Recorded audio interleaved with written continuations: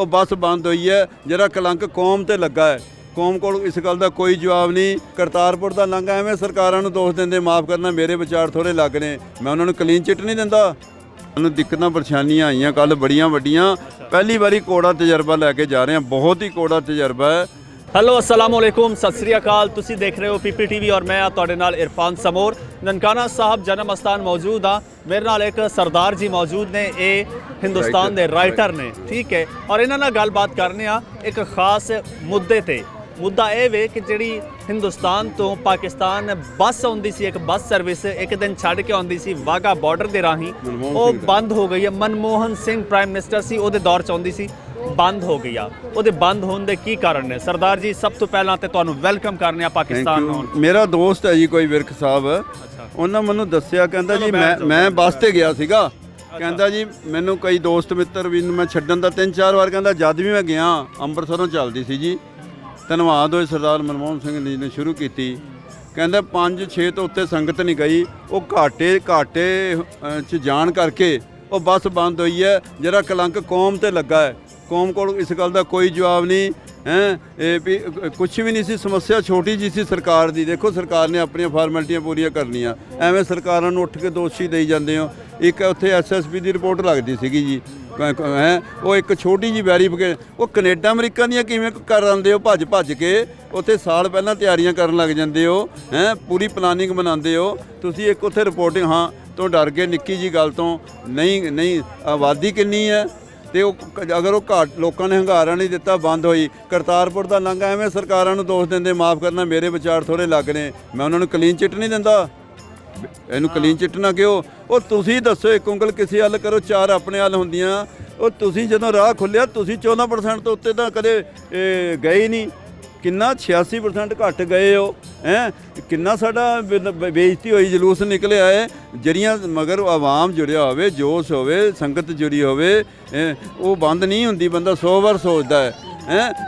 ਤੁਸੀਂ ਹਰ ਥਾਂ 'ਤੇ ਆਪਣੀ ਬੇਇੱਜ਼ਤੀ ਕਰਾਈ ਹੈ, ਚਾਹੇ ਬੱਸ ਦਾ ਮਾਮਲਾ, ਚਾਹੇ ਕਰਤਾਰਪੁਰ। ਪਿਛਲੇ ਗੱਲ ਕਰਦਾ ਤੇ ਲੋਕਾਂ ਪਤਾ ਕੀ ਕਹਿੰਦੇ ਸੀ, ਸਾਡੇ ਦੋਸਤਾਂ ਮਿੱਤਰਾਂ ਨੂੰ ਮੌਕਾ ਮਿਲਿਆ।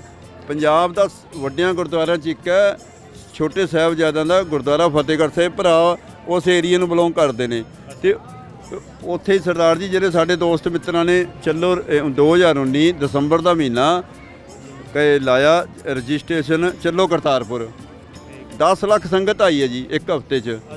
ਹਜ਼ਾਰਾਂ ਬੰਦਿਆਂ ਨੇ ਉੱਥੇ ਪੁੱਛ ਗਿੱਛ ਕੀਤੀ ਹੈ, ਇੱਕ ਕੇਸ ਨਹੀਂ ਮੈਚੋਰ ਹੋਇਆ ਕਰਤਾਰਪੁਰ ਜਾਣ ਨੂੰ। ਪਤਾ ਕੀ ਕਹਿੰਦੇ ਸੀ? ਉਹ ਕਹਿੰਦੇ ਭਰਾ ਜੇ ਮੋਹਰ ਨਹੀਂ ਲੱਗਦੀ, ਸਕੈਨ ਤਾਂ ਹੁੰਦੇ ਨੇ ਪਾਸਪੋਰਟ, ਮੋਹਰ ਲੱਗ ਗਈ ਸਕੈਨ ਹੋ ਗਿਆ ਤਾਂ ਇੱਕ ਬਰਾਬਰ। ਇਹ ਗੱਲ ਕਹਿੰਦੇ ਸੀ। 5000 ਦਾ ਕੋਟਾ ਸੀ। ਚਲੋ ਕਹਿਣ ਦਾ ਭਾਵ ਹੈ ਵੀ ਲੋਕੀ ਨਾ ਰਿਸਕ ਨਹੀਂ ਲੈਣ ਨੂੰ, ਲੋਕਾਂ ਦੇ ਮਨਾਂ 'ਚ ਡਰ ਪਿਆ। ਜੇ ਉਹਨਾਂ ਨੂੰ ਕਹੀਦਾ ਵੀ ਕਿਸੇ ਗੋਦੀ ਮੀਡੀਆ ਦੇ ਦਿਖਾਓ, ਕਿਸੇ ਨੇ ਦਿਖਾਇਆ ਹੋਵੇ ਇਸ ਤਰ੍ਹਾਂ ਦਾ ਵੀ ਇਹਦਾ ਕੈਰੀਅਰ ਬਰਬਾਦ ਹੋ ਗਿਆ, ਉੱਥੇ ਗਿਆ ਸੀਗਾ, ਉਹ ਵੀ ਨਹੀਂ ਲੋਕਾਂ ਕੋਲ ਪ੍ਰੂਫ ਕੋਈ ਹੈ ਨਹੀਂ। ਹੋਏ ਤੇ ਦਿਖਾਣ ਨਾ, ਹੋਏ ਤੇ ਉਹਨਾਂ ਕੋਲ ਪ੍ਰੂਫ ਨਹੀਂ। ਜਿਹੜੇ ਭਰਾ ਕੋਲ ਪ੍ਰੂਫ ਹੈ ਵੀ ਆ ਗਿਆ 45 ਵਾਰ ਬਲਵਿੰਦਰ ਸਿੰਘ ਝਬਾਲ, ਜਨਰਲ ਸਕੱਤਰ ਖਾਲੜਾ ਮਿਸ਼ਨ ਕਮੇਟੀ ਅੰਬਰ, 45 ਵਾਰ ਪਾਕਿਸਤਾਨ ਜਾਣ ਤੋਂ ਬਾਅਦ ਅਮਰੀਕਾ ਕੈਨੇਡਾ ਗਿਆ। ਇੱਥੇ ਜੀ ਮੈਨੂੰ 70 ਲੋਕੀ ਮਿਲੇ ਨੇ ਜਿਹੜੇ ਪਾਕਿਸਤਾਨ ਆਉਣ ਤੋਂ ਬਾਅਦ ਬਾਹਰ ਗਏ ਨੇ। 25 ਲੱਖ ਤੋਂ ਵੱਧ ਪਾਕਿਸਤਾਨੀ ਸੁਣਿਆ ਦੇਸਾਂ ਵਿਦੇਸ਼ਾਂ 'ਚ ਬੈਠਿਆ ਹੈ। ਮਨਜੀਤ ਸਿੰਘ ਦੇ ਲੇਖ ਮੁਤਾਬਕ ਤੁਹਾਡੀਆਂ ਫਲੈਟਾਂ ਰੋਜ਼ ਜਾ ਰਹੀਆਂ ਨੇ ਅਮਰੀਕਾ, ਕੈਨੇਡਾ, ਯੂਰਪ। ਅਸਲ 'ਚ ਨਾ ਇਹਦੇ ਪਿੱਛੇ ਜਿਹੜਾ ਹੈ ਨਾ ਜੀ ਲੌਜਿਕ, ਰਾਜਾ ਸਾਹਿਬ, ਉਹ ਫੈਲਾਇਆ ਗਿਆ ਏਜੰਟਾਂ ਦੁਆਰਾ। ਜਦੋਂ ਲੋਕ ਬਾਹਰ ਜਾਂਦੇ ਸੀ ਨਾ, ਪੁਰਾਣੀਆਂ ਗੱਲਾਂ ਅਤਵਾਦ ਦੌਰ ਦੀਆਂ, ਜਿਹਦਾ ਵੀਜ਼ਾ ਨਹੀਂ ਸੀ ਨਾ ਲੱਗਦਾ, ਏਜੰਟ ਨੂੰ ਪੈਸੇ ਖਾਣ ਦਾ ਬਹਾਨਾ ਚਾਹੀਦਾ, ਉਹਦੇ ਹੱਥ ਬਟੇਰਾ ਆ ਗਿਆ ਤੇ ਉਹ ਆਪਣੀ ਕਮਜ਼ੋਰੀ ਛੁਪਾਉਣ ਦਾ ਬਜਾਏ ਕਹਿੰਦਾ ਸੀਗਾ ਤੂੰ ਪਾਕਿਸਤਾਨ ਗਿਆ, ਤੇਰਾ ਵੀਜ਼ਾ ਤੇਰੀ ਗਲਤੀ ਕਰਕੇ ਨਹੀਂ ਲਿਆ, ਮੇਰੇ ਤਾਂ ਆਪ ਪੈਸੇ ਡੁੱਬੇ ਨੇ। ਅੱਛਾ, ਉਹ ਬੱਸ ਦੇ ਬਾਰੇ ਤੁਸੀਂ ਦੱਸ ਰਹੇ ਸੀ ਕਿ ਜਨਾਬ ਉੱਥੇ ਲੋਕੀ ਨਹੀਂ ਸੀ ਆਉਂਦੇ, ਬੱਸ ਆ ਰਹੀ ਸੀ ਵਿੱਚ 5 ਬੰਦੇ ਬੈਠੇ ਸੀ ਤੇ ਫਿਰ ਉਹ ਘਾਟੇ ਜਾ ਰਹੀ ਸੀ ਤੇ ਬੱਸ ਨੇ ਬੰਦ ਹੀ ਹੋਣਾ ਸੀ। ਜਨਾਬ ਮੇਰਾ ਸਵਾਲ ਇਹ ਵੀ ਤੁਹਾਡੇ ਕੋਲ, ਸਵਾਲ ਇਹ ਵੀ ਮੇਰੇ ਕੋਲ ਕਿ ਦੇਖਿਆ ਜਾਂਦਾ ਹੈ, ਮੈਂ ਸਰਦਾਰਾਂ ਨਾਲ ਮਿਲਦਾ ਰਹਿਣਾ, ਇੱਥੇ ਆਉਂਦਾ ਰਹਿਣਾ, ਗੱਲਬਾਤ ਹੁੰਦੀ ਹੈ ਜਦੋਂ ਵੀ ਇਸ ਟੌਪਿਕ ਤੇ ਕਹਿੰਦੇ ਨੇ ਜੀ ਪਾਕਿਸਤਾਨ ਬੜੀ ਪਵਿੱਤਰ ਧਰਤੀ ਹੈ, ਬੜੀ ਅਕੀਦਤ ਰੱਖਦੇ ਨੇ ਪਾਕਿਸਤਾਨ ਦੀ ਧਰਤੀ ਨਾਲ, ਕਿਉਂਕਿ ਜਨਾਬ ਜਨਮ ਅਸਥਾਨ ਇੱਥੇ ਆ, ਕਰਤਾਰਪੁਰ ਸਾਹਿਬ ਇੱਥੇ ਆ, ਹੋਰ ਪੰਜਾ ਸਾਹਿਬ ਇੱਥੇ ਆ, ਬੜੀ ਅਕੀਦਤ ਰੱਖਦੇ ਨੇ। ਔਰ ਉਹਨਾਂ ਦੀ ਇਹ ਖਾਹਿਸ਼ ਹੁੰਦੀ ਹੈ ਕਿ ਜਨਾਬ ਕਿਸੇ ਤਰ੍ਹਾਂ ਇਹ ਜਿਹੜੀ ਵਾਰਡ ਵਿੱਚ ਤੇ ਪਈ ਬਣੀ ਹੈ, ਇਹ ਡਿੱਗ ਜਾਏ, ਅਸੀਂ ਇੱਕ ਹੋ ਜਾਈਏ, ਆਉਣਾ ਜਾਣਾ ਆਸਾਨ ਹੋ ਜਾਏ। ਔਰ ਬੜੇ ਇਮੋਸ਼ਨਲ ਵੀ ਹੋ ਜਾਂਦੇ ਆ ਇਸ ਗੱਲ ਨੂੰ ਲੈ ਕੇ। ਲੇਕਿਨ ਜਦੋਂ ਬੱਸ ਆਉਂਦੀ ਹੈ 5 ਲੋਕੀ ਆਉਂਦੇ ਨੇ, ਇਹ ਕੀ ਵਜ੍ਹਾ ਹੈ? ਇਹ ਕੀ ਵਜ੍ਹਾ ਹੈ? ਇਹ ਹੁਣ ਗੱਲਾਂ ਇਸ 'ਤੇ ਕਾਫੀ ਦੱਸ ਚੁੱਕੇ ਹਾਂ। ਡਰ ਭੈ ਵਹਿਮ ਕਾਉਂਸਲਿੰਗ ਦਾ ਮੁੱਦਾ ਬਣ ਗਿਆ ਹੈ। ਆਉਣ ਵਾਲੇ ਸਮੇਂ 'ਚ ਮੈਨੂੰ ਲੱਗਦਾ ਰੱਬ ਮਾਫ ਕਰੇ ਐਸਾ ਦਿਨ ਨਾ ਦਿਖਾਈ, ਉਸ ਤੋਂ ਪਹਿਲਾਂ ਮੌਤ ਦੇ ਦੀ। ਲੱਗਦਾ ਲੋਕ ਦਿਹਾੜੀ ਦੇ ਲਿਆਉਣੇ ਪੈਣੇ ਨੇ ਜੋ ਹਾਲਾਤ ਬਣੇ ਹੋਏ ਨੇ। ਬਸ ਇਸ ਤੋਂ ਅੱਗੇ ਬੋਲਿਆ ਨਹੀਂ ਜਾ ਸਕਦਾ ਸਾਡੇ ਤੋਂ। ਤੇ ਅਗਰ ਇਸ 'ਤੇ ਕੰਮ ਲੈਣਾ ਹੋਇਆ, ਕਾਉਂਸਲਿੰਗ ਦਾ ਮੁੱਦਾ ਬਣ ਗਿਆ। ਜਿਵੇਂ ਵੱਡਾ ਆਪਰੇਸ਼ਨ ਟਾਈਮ ਕਿਸੇ ਦਾ ਮੰਨ ਲਓ ਕੋਈ ਹੋਣਾ ਹੈ, ਪੂਰਾ ਟੱਬਰ ਉਹਨੂੰ ਮਨਾਉਂਦਾ, ਭਰਾ ਤੇਰਾ ਫਾਇਦਾ ਹੈ। ਕਾਉਂਸਲਿੰਗ ਹੁੰਦੀ ਨਹੀਂ ਕਿ ਅਖਬਾਰ 'ਚ ਬਿਆਨ ਆਉਂਦੇ ਨੇ ਅਪਲਾਈ ਕਰੋ ਪਾਸਪੋਰਟ ਹੈ ਜੀ। ਤੇ ਹੁਣ ਜੇ ਇੱਥੇ ਵੇਖਿਆ ਹੈ ਪਾਸਪੋਰਟ ਲੇਟ ਦਿੰਦੇ ਨੇ, ਜਦੋਂ ਉਹਦੀ ਸੱਚਾਈ ਪਤਾ ਲੱਗੀ ਹੈ ਉਹ ਜਿਨ੍ਹਾਂ ਦੇ ਜੇ ਪਹਿਲਾਂ ਦਿੰਦੇ ਸੀਗੇ ਲੋਕਾਂ ਨੂੰ ਵੀਜ਼ੇ ਇਸ਼ੂ ਪਾਸਪੋਰਟ, ਉਹ ਲੋਕੀ ਜਿਹਨਾਂ ਵੀਜ਼ੇ ਨਹੀਂ ਲਾਦੇ ਉਹ ਮਤਲਬ ਵੈਸੀ ਖੱਪਖਾਨਾ ਪਾਉਂਦੇ ਸੀ, ਰੌਲਾ ਪਾਉਂਦੇ ਸੀਗੇ। ਠੀਕ ਹੈ। ਤੇ ਲੇਕਿਨ ਸਾਡੀ ਆ ਮੁੱਦੇ ਤੇ ਇਹਨਾਂ ਸੰਗਤ ਇਕੱਠੀ ਨਹੀਂ ਭੇਜਣੀ ਚਾਹੀਦੀ। ਸਾਨੂੰ ਦਿੱਕਤਾਂ ਪਰੇਸ਼ਾਨੀਆਂ ਆਈਆਂ ਕੱਲ ਬੜੀਆਂ ਵੱਡੀਆਂ। ਪਹਿਲੀ ਵਾਰੀ ਕੋੜਾ ਤਜਰਬਾ ਲੈ ਕੇ ਜਾ ਰਹੇ ਹਾਂ, ਬਹੁਤ ਹੀ ਕੋੜਾ ਤਜਰਬਾ ਹੈ। ਤੇ ਉਹ ਮਿਸਮੈਨੇਜਮੈਂਟ ਹੋਈ। ਮਿਸਮੈਨੇਜਮੈਂਟ ਕੀ ਹੈ? ਪਹਿਲਾਂ ਐਸਜੀਪੀਸੀ ਤਾਂ ਉਹਨੂੰ ਇੱਕ ਦਿਨ ਵੱਖਰਾ ਮਿਲਦਾ ਸੀ। ਜਿਹੜੀ ਸੰਗਤ 17 ਨੂੰ ਆਈ ਹੈ ਉਹ 26 ਨੂੰ ਜਾਰੀ, ਜਿਹੜੀ 18 ਨੂੰ ਆਏਗੀ ਉਹ 27 ਨੂੰ ਜਾਈ, ਯਾਨੀ ਇੱਕ ਦਿਨ ਬਾਅਦ ਆਏ। ਜਿਹੜੀ ਇੱਕ ਦਿਨ ਮਤਲਬ ਇਸ ਤਰ੍ਹਾਂ ਮੈਨੇਜਮੈਂਟ ਚਾਹੀਦੀ ਹੈ। ਸਾਰਿਆਂ ਨੂੰ ਇਕੱਠਿਆਂ ਬੁਲਾ ਲਿਆ, ਸਾਰਿਆਂ ਨੂੰ, ਯਾਨੀ ਇੰਨਾ ਹੋਇਆ ਨਹੀਂ। ਕਿਉਂ ਇਕੱਠਿਆਂ ਬੁਲਾਇਆ ਜਾਂਦਾ? ਹੁਣ ਵੀ ਜੇ ਮੇਰਾ ਖਿਆਲ ਜ਼ੋਰ ਲਾ ਲਿਓ, ਇਹ 5000 ਦਾ ਹੁੰਦਾ ਗੁਰੂ ਨਾਨਕ ਦੇਵ ਗੁਰਪੁਰਬ ਤੇ, ਅਪਰੋਕਸੀਮੇਟ ਅੰਕਲੇ ਸਾਰੇ ਆ ਜਾਣੇ ਸ਼ਾਮ ਨੂੰ ਸਾਹਮਣੇ 2200 ਬੰਦਾ ਹੋਏਗਾ, ਜ਼ੋਰ ਲਾ ਲਿਓ, ਜੋ ਸਾਡਾ ਗੈਸ ਲੱਗਦਾ। 5000 ਬੰਦਾ ਸੀ, ਉਹੀ 20 ਸਾਲਾਂ ਦਾ ਫੇਰ ਜਿਹੜਾ ਕਿਹਾ ਅਪਲਾਈ ਵੀ ਨਹੀਂ ਕਰਨ ਚਾਹੁੰਦੇ ਹੈਂ। ਤੁਸੀਂ ਅਪਲਾਈ ਯਾਨੀ ਮੁੱਦਾ ਬਹੁਤ ਗੰਭੀਰ ਹੈ। ਅੱਛਾ, ਤੇ ਇਸ ਤੇ ਕੋਈ ਕੰਮ ਹੋ ਰਿਹਾ ਕਾਉਂਸਲਿੰਗ ਵਗੈਰਾ ਉੱਥੇ ਯੂਥ ਦੀ? ਕਾਉਂਸਲਿੰਗ ਨਹੀਂ ਹੋ ਰਹੀ, ਬਿਲਕੁਲ ਨਹੀਂ। ਦੱਸੋ ਕਿਹੜੇ ਕਰਦੇ ਨੇ? ਅਖਬਾਰ 'ਚ ਬਿਆਨ ਦਿੰਦੇ ਜੀ, ਗੁਰਚਰਨ ਸਿੰਘ ਡੱਬ ਵਾਲੀ ਵਗੈਰਾ ਕਈ ਬੰਦੇ ਸੁਣਨ 'ਚ ਆਇਆ ਕਰਦੇ ਨੇ।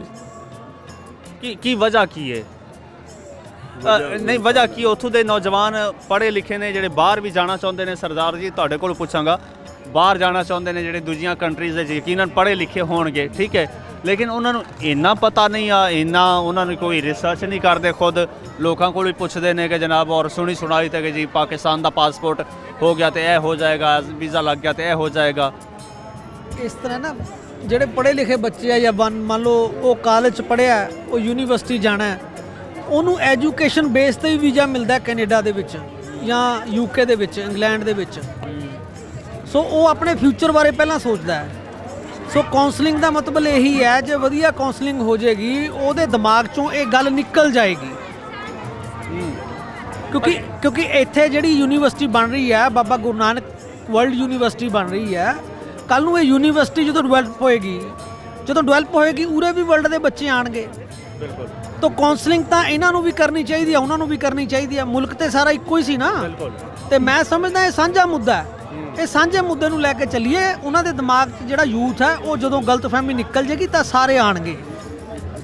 ਅੱਛਾ, ਬਿਲਕੁਲ ਜੀ। ਆ ਪਾਕਿਸਤਾਨ ਵੱਲੋਂ ਤੇ ਪੂਰੀਆਂ ਕੋਸ਼ਿਸ਼ਾਂ ਹੋ ਰਹੀਆਂ ਨੇ ਔਰ ਜਿਸ ਤਰ੍ਹਾਂ ਸੇ ਨਾਲ ਕੀਤਾ ਜਾ ਰਿਹਾ ਹੈ, ਠੀਕ ਹੈ, ਔਰ ਮਜ਼ੀਦ ਹੁਣ ਇਹ ਚਾਹੀਦਾ ਕਿ ਉੱਥੇ ਚੜ੍ਹਦੇ ਪੰਜਾਬ 'ਚ ਜਿਹੜਾ ਯੂਥ ਦੀ ਕਾਉਂਸਲਿੰਗ ਕੀਤੀ ਜਾਏ, ਉਹਨਾਂ ਨੂੰ ਦੱਸਿਆ ਜਾਏ ਕਿ ਇਹ ਚੀਜ਼ ਨਹੀਂ ਹੈ, ਬਿਲਕੁਲ ਇੱਕ ਪ੍ਰੋਪੇਗੈਂਡਾ ਜਾਂ ਫਿਰ ਮਿਸਕਨਸੈਪਸ਼ਨ ਕ੍ਰੀਏਟ ਕੀਤੀ ਗਈ ਹੈ। ਆ ਤੁਸੀਂ ਦੇਖੋ ਪਾਕਿਸਤਾਨ ਦੀ ਇਕਨੋਮੀ ਜਿਹੜੀ ਹੈ ਉਹਦੇ 'ਚ ਪਾਕਿਸਤਾਨ ਦੇ ਕਹਿ ਲਓ ਕਿ GDP 'ਚ ਇੱਕ ਬਹੁਤ ਵੱਡਾ ਸ਼ੇਅਰ ਆ ਰੈਮਿਟੈਂਸਿਸ ਦਾ। ਜਿਹੜੇ ਬਾਹਰ ਲੋਕੀ ਬੈਠੇ ਨੇ, ਬਾਹਰੋਂ ਪੈਸੇ ਭੇਜਦੇ ਨੇ, ਪਾਕਿਸਤਾਨੀ ਲੱਖਾਂ ਦੀ ਤਾਦਾਦ 'ਚ ਬਾਹਰ ਬੈਠੇ ਨੇ, ਦੁਨੀਆ ਦੇ ਹਰ ਕੰਟਰੀ 'ਚ ਪਾਕਿਸਤਾਨੀ ਬੈਠਾ ਹੈ। ਉਹ ਕਿਸ ਤਰ੍ਹਾਂ ਆ ਜਾ ਰਹੇ ਨੇ? ਜਦੋਂ ਪਾਕਿਸਤਾਨੀ ਖੁਦ ਆ ਜਾ ਰਹੇ ਨੇ ਤੇ ਹਿੰਦੁਸਤਾਨ ਦੇ ਵੀਜ਼ੇ ਤੇ ਪਾਕਿਸਤਾਨ ਦਾ ਸਟੈਂਪ ਲੱਗ ਜਾਣਾ ਜਾਂ ਸਕੈਨ ਹੋ ਜਾਣਾ, ਉਹਦੇ ਨਾਲ ਕੀ ਫਰਕ ਪੈ ਸਕਦਾ ਹੈ? ਇਹ ਸਿਰਫ ਪ੍ਰੋਪੇਗੈਂਡਾ ਹੈ। ਆਪਣੀ ਯੂਥ ਦੀ ਕਾਉਂਸਲਿੰਗ ਕਰੋ ਔਰ ਯੂਥ ਜਿਹੜੀ ਦੇਖ ਰਹੀ ਹੈ ਥੋੜੀ ਰਿਸਰਚ ਇਸ ਬਾਰੇ ਕਰ ਲੈਣ। ਮੈਨੂੰ ਇਜਾਜ਼ਤ ਦਿਓ, ਰੱਬ ਰੱਖ।